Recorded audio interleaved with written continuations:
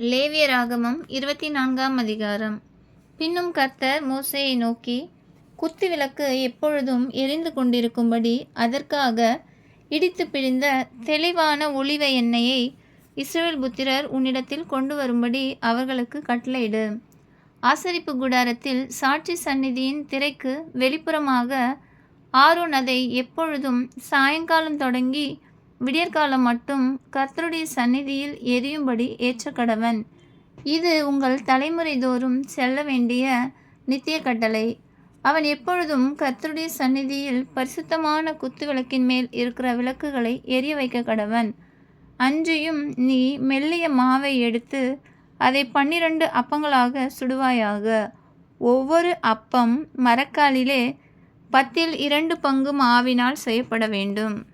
அவைகளை நீ கர்த்தருடைய சந்நிதியில் பரிசுத்தமான மேஜையின் மேல் 2 அடுக்காக ஒவ்வொரு அடுக்கில் அவ்வாறு அப்பம் இருக்கும்படியாக வைத்து ஒவ்வொரு அடுக்கினிடத்தில் சுத்தமான தூபவர்க்கம் போடக்கடவாய். அது அப்பத்தோடு இருந்து ஞாபக குறியாக கர்த்தருக்கேற்ற தகன பலியாயிருக்கும். அப்பத்தை நித்திய உடன்படிக்கையாக இஸ்ரவேல் புத்திரர் கையிலே வாங்கி ஓய்வு நாள் தோறும் கர்த்தருடைய சந்நிதியில் அடுக்கி வைக்க கடவன். அது ஆரோனையும் அவன் குமாரரையும் சேரும். அதை பரிசுத்த இடத்திலே புசிக்க கடவர்கள். நித்திய கட்டளையாக கர்த்தருக்கு இடப்படும் தகன பலிகளில் அது அவனுக்கு மகா பரிசுத்தமாயிருக்கும் என்றார். அக்காலத்திலே இஸ்ரவேல் ஜாதியான ஸ்திரீக்கும் எகிப்திய புருஷனுக்கும் பிறந்த புத்திரனாகிய ஒருவன் இஸ்ரவேல் புத்திரரோடே கூட புறப்பட்டு வந்திருந்தான். இவனும் இஸ்ரவேலனாகிய ஒரு மனிதனும் பாளையத்திலே சண்டை பண்ணினார்கள். அப்பொழுது இஸ்ரவேல் ஜாதியான அந்த ஸ்திரீயின் மகன் கர்த்தரின் நாமத்தை நிந்தித்து தூஷித்தான். அவனை மோசேயினிடத்தில் கொண்டு வந்தார்கள். அவன் தாயின் பேர் செலோமித். அவள் தான் கோத்திரத்தான் ஆகிய திப்பிரியின் குமாரத்தி.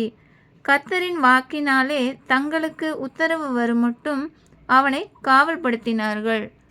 அப்பொழுது கர்த்தர் மோசேயை நோக்கி, தூஷித்தவனை பாளையத்துக்கு புறம்பே கொண்டு போ. கேட்டவர்கள் எல்லாரும் தங்கள் கைகளை அவன் தலையின் மேல் வைப்பார்களாக. பின்பு சபையார் எல்லாரும் அவனை கல்லெறிய கடவர்கள்.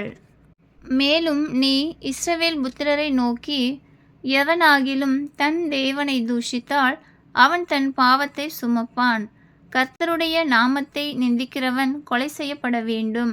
சபையார் எல்லாரும் அவனை கல்லெறிய வேண்டும். பரதேசியானாலும் சுதேசியானாலும் கர்த்தரின் நாமத்தை தூஷிக்கிறவன் கொலை செய்யப்பட வேண்டும். ஒரு மனிதனை கொல்லுகிறவன் எவனோ அவன் கொலை செய்யப்பட வேண்டும்.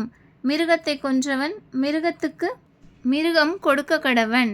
ஒருவன் பிறனை ஊனப்படுத்தினால் அவன் செய்தபடியே அவனுக்கும் செய்யப்பட கடவது. நொறுக்குதலுக்கு நொறுக்குதல், கண்ணுக்கு கண், பல்லுக்கு பல். அவன் ஒரு மனிதனை ஊனப்படுத்தினது போல அவனும் ஊனப்படுத்தப்பட வேண்டும். மிருகத்தை கொன்றவன் பதில் கொடுக்க வேண்டும். மனிதனை கொன்றவனோ கொலை செய்யப்பட கடவன். உங்களில் பரதேசிக்கும் சுதேசிக்கும் ஒரே நியாயம் இருக்க வேண்டும். நான் உங்கள் தேவனாகிய கர்த்தர் என்று சொல் என்றார். அப்படியே தூஷித்தவனை பாளையத்துக்கு புறம்பே கொண்டு போய் அவனை கல்லெறியும்படி மோசே இஸ்ரவேல் புத்திரரோடே சொன்னான். கர்த்தர் மோசேக்கு கட்டளையிட்டபடியே செய்தார்கள். ஆமென்.